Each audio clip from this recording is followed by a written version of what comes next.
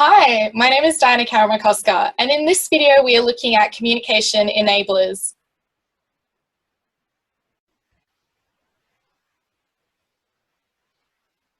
There are several ways we can enable communication once a barrier is put up. Things like remaining open with your client or patient or the health professionals that you are dealing with. Providing clarity about whatever information that you need to get across. This can be done through rephrasing methods of paraphrasing, also asking questions back to the client, and also having them reiterate what you have just said. Trust is also another big factor, as we know that it enhances the therapeutic relationship. Where we have trust, the client or the patient will be open and honest with you about any information that they need to disclose. And rapport also comes into play here as well. The strength of the relationship is also determined by the amount of trust present. Listening is another factor that enables communication.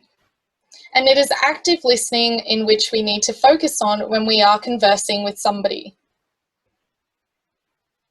Empathy involves an attitude where you are able to understand the client's perspective.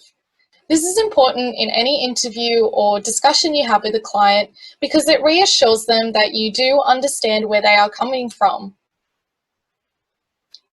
Understanding is also another big factor, as I have just mentioned.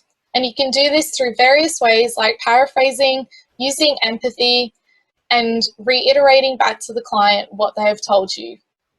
Respect and being non-judgmental is also an enabler to communication. It gives your client a sense of confidence that will build on the therapeutic relationship and strengthen the rapport between you and the patient. And finally, positive non-verbal and verbal communication skills play a key part to enabling communication. This can range from having an open posture and minimal facial expressions, and also nodding your head every now and again throughout the interview. And it's also important that your verbal and non-verbal messages are in sync with each other, so as not to confuse your client. Communication enablers are intuitively the opposite to barriers.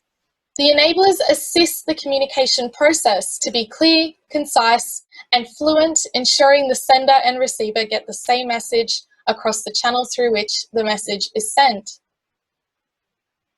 Effective communication requires information sharing that should be open, two-way, and inclusive of all the members of the healthcare teams.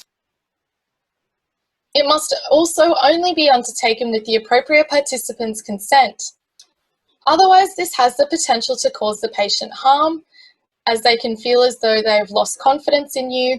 It will break down the therapeutic relationship, and it can detract them from seeking help from other health professionals.